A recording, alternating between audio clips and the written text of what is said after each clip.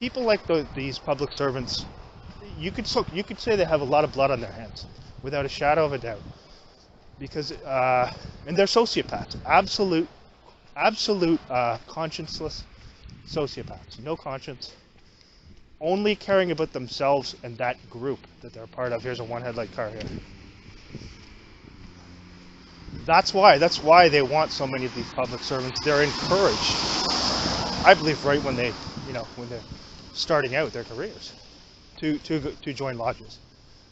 It's the thing to do, it's the fraternal order, and that's why, because it's a way of, if they have any doubts about what they're doing or whatever, first of all, you have this camaraderie, people all around you who are this, you have that camaraderie that with Masonry, they're always told if a brother Mason is in trouble or whatever, it's fine, even if he commits a crime. If he commits a murder, you can lie on his behalf, because that comes first before anything else.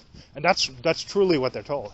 So how can we have, if there's any legitimacy to these organizations, the police and the fire department, how can you have people who take a vow where they would lie to cover up a murder even on behalf of their Masonic brothers in those positions? It completely it goes against their vows to serve and protect the public. And it's funny because you see these people, these police auditors, who talk about how they want to expose corruption in the police and all this. And they're mostly all frauds and actors, and a lot of them actually are Masons, I suspect. And it's all staged to make the police look good. Rest assured, that's what that's about. You can tell, because if they were legitimate, I don't see any of those clowns. There may be a few of them who've said something about it, but first of all, most of them act really obnoxious, childish, and that's all by design. They're actors. They're told to act really abrasive and childish so that the police come off as being calm, and it seems like they're just trying to bother the police, right? That's what it is. It's scripted.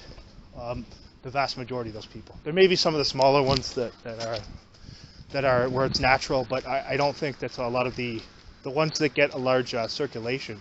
Very few of them are. So, what was I going to say? I'm going towards. Oh yeah, okay. So let's slow down because they had a hooded surveillance role player lingering behind me there, or maybe it's just a guy walking. I don't know.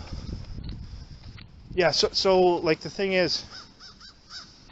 Okay, so those people, those police auditors, if they're serious about this stuff, the first thing that should come to your mind if you're awake and you know about these things, and you want to do something about the corruption within these public service organizations, not just the police, public service in general, people who work for the government essentially. The first thing you're going to do is, if you know, and it's very clear because there's no conspiracy, you can't say this is conspiracy theory. That's just a term they always throw out to cover things up because they can't refute facts. So there's no conspiracy theory at all here. It's factual that these people admit, and I have spoke to a firefighter, and you can see it in my video where he admits it, that many of them are members of Masonic lodges. Many of them are Freemasons, the police, the fire department. So we can establish that they take vows when they join Masonry. First of all, that they're never to reveal these secrets, and that they can lie on behalf of their brother Masons. Even if one of those people commits a murder, they can lie. They can lie to protect that person, lie to cover up crimes. So that is something that glaringly goes against the vows that these people have taken to serve and protect. So why aren't these police auditors ever pointing that out? Well, because they're frauds, that's why. That's the first thing right there that's glaringly obvious. And they know that too. You have to be stupid. Especially the ones that know all of the loopholes of the law, and they know all about everything, like pertaining to these laws and pertaining to the police. Yet you want us to believe that they don't know that many of the people within the police are Masons, and they never question them about that or bring up the fact that that contradicts their vows to serve and protect. That these vows that they take to this cult, which is what it is, always come before their vows to serve and protect. Those vows come before their own families, and that's a fact. And they might lie about that, but those are the vows they take. So how can you have someone in a public service position who has taken vows like that supersede what they're supposed to do to serve the public. You know? That right there is a glaringly obvious wrong. And it, you know, that should not be. It should not be permitted to happen. Yet, it's happening all the time, right? So it's glaringly obvious that that is a discrepancy. And these fake police auditors, that's what they are. They're fakes, they're actors. They're there to make the police look good. But when they do that, also, they're doing it in the way that, you know, Masonry always does it, creating the two sides, fragmenting, because you're going to have people who see that online and think, wow, these guys are standing up for freedom. You know, they know the law, they're really doing a lot for freedom. Yeah, well, why aren't they asking them about the most obvious question, the elephant in the room? Why are so many of those people who have taken vows to that cult, which supersede anything else they do, permitted to be in these positions? These important positions. Why aren't they asking that? I don't hear any of them asking that, because they're frauds, that's why. Vast majority of them. There's no way you can tell me they're ignorant of that either. They know about it. And because if they're given a platform and they have large circulation, they're probably Masons too, a lot of those people. Those auditors, frauditors. And very few of them that don't have extremely obnoxious personalities. That's all by design. It's literally like they bring in an actor. And then they tell them to act annoying and stupid and do things that make it seem like they're trying to agitate the police, so that then you're also going to have others who say, look, these guys are idiots. You know, the police are handling this in a better way, and they're just trying to cause problems, right? That's all by design. So those people, what those people do is a disgrace for the most part. It helps the police. Sorry, I shouldn't say it's a disgrace. It's good to point out, it's good to stand up for your rights and things like that in cases when you're dealing with corruption. It's good to show people that, yeah, I can film here if I want to film here. That's good. But they're not asking the obvious questions. And it's obvious that their personalities are manufactured. Or either that, or they're just paying a person who's already obnoxious to do these things, right? I mean, I was listening to the one, there's some Canadian guy, and he's fairly articulate, and he knows the law, but he never asked them about Masonry at all, or the glaring contradiction. And then he has this guy who sometimes goes with him. And this dude, literally, he's like tatted up from head to foot, and he sounds like he's drunk out of his mind when he's there, and he conducts himself like a child. So that's the image they want to show, and it's all coordinated. That is to make the police look good. That is to say, it is to put this out there that the people who question them are like that guy, right? That's what they always do. They bring out actors and create their own enemies to make themselves look good. No different there. Just like when they were doing these things for quite some time, where they're having people burn down the Masonic lodges. Those are their people without a shadow of a doubt. And then the heroic fire department, most of whom are Masons, admittedly, come in and save the day. And then these people are supposed to be, it's supposed to make it look like these people are violent or whatever. Those are their own people who are paid to do that. Citizen operatives, okay? Most of the people who oppose this death cult are not violent at all. They just don't want it exposed in any legitimate way. And it's not just the cops and the fire department. A lot of public servants are encouraged to join Masonry. You know, like that's just, and the reason for that is because they want to get that vow of silence from them. So that these things that go on, they're not going to go and talk about it, you know. They're not going to go and get drunk some night and, you know, spill the beans to one of their friends or whatever about what they're doing, which amounts to criminal harassment and in some cases murder of people. Because that's what the targeting program is. It's essentially the goal is the murder of the person, without getting without the people who funded it getting their hands dirty or being blamed in any way. So that's why it's important to focus on these criminals in these public service positions who also are grossly overpaid. It's just like Orwell's 1984, where you have those people who work for the Ministry of Truth, and they're slightly above the proletariat, who are just like the, you know, the basic, the working class people, right? The slaves, essentially, or the Goyim, you could call them too. So that's what we're seeing here is exactly the same thing. So they take care of those people, and you know, like they're given a little bit more privileges, and they're taken care of because they need the loyalty of these creeps, and that's why that bond is even deeper between them if they have them all join something else like Masonry, the fraternal order. So, so yeah, those police auditors are frauds. Vast majority of them. There may be a few here and there who are legitimate, and most of them act like children intentionally. They're doing that to make the cops look good. But you're going to have people who support them naturally too, thinking, yeah, they're standing up for people's rights, because some of them are very knowledgeable about, some of them are very knowledgeable about the law, and that's good.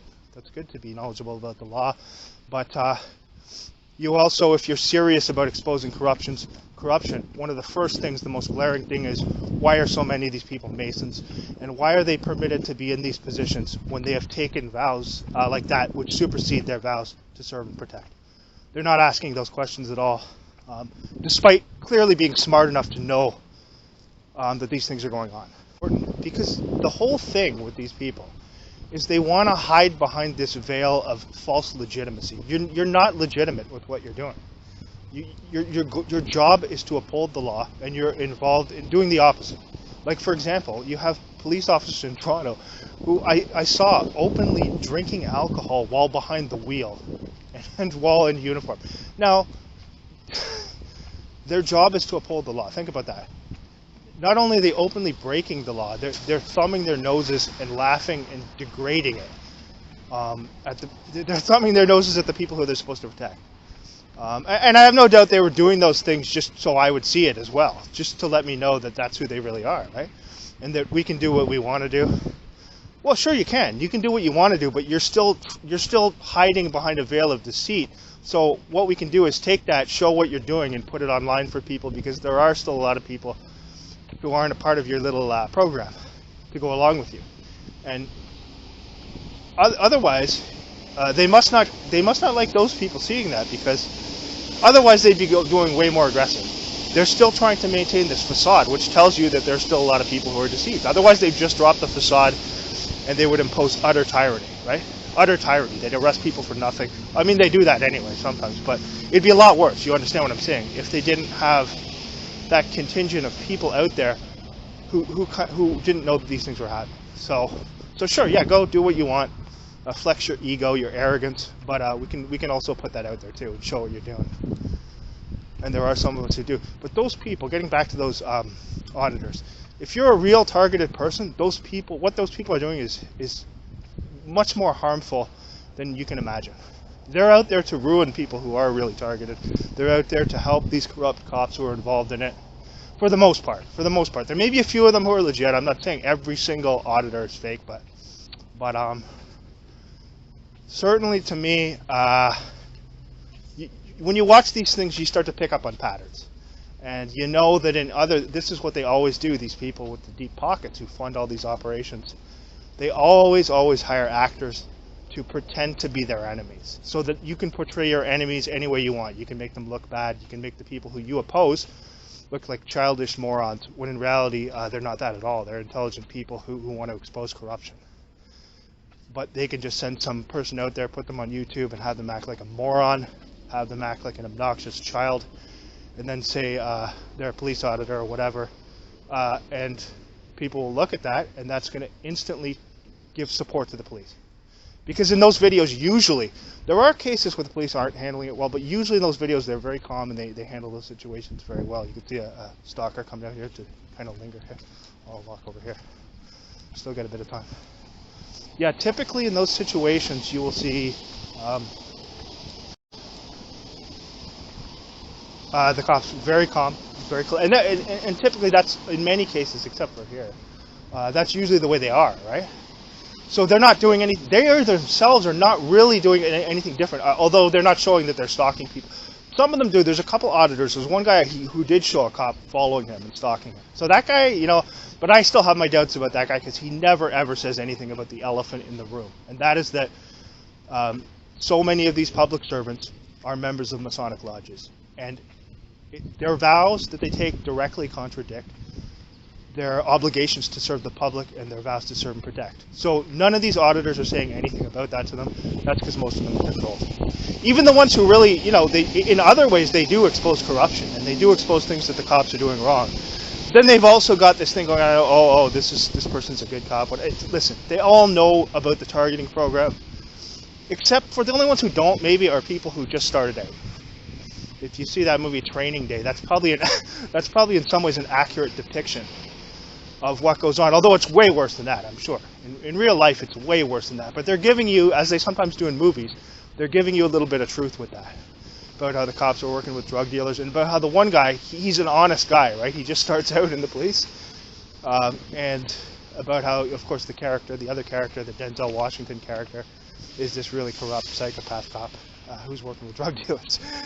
But, so you probably get that. I don't doubt that there's some of them that just start out and think that, you know, they have a naive perception of what it's going to be like. And it is an honorable thing to want to serve and protect, to want to do that. It's a very honorable thing. So I don't blame some people for wanting to go in for that. But once you start getting in there and realize what you're doing, you know, unless they're putting you in a position where you don't have to do these targeting things. And sure, some of them don't have to, right? Like the people working behind the desks and stuff like that, they're not targeting people, right? But they know about it, and they're sure gonna, if they're asked to, they're gonna do what they're supposed to do. Because that's what they want. They want people who will follow instructions and not ask questions. Just like in the military.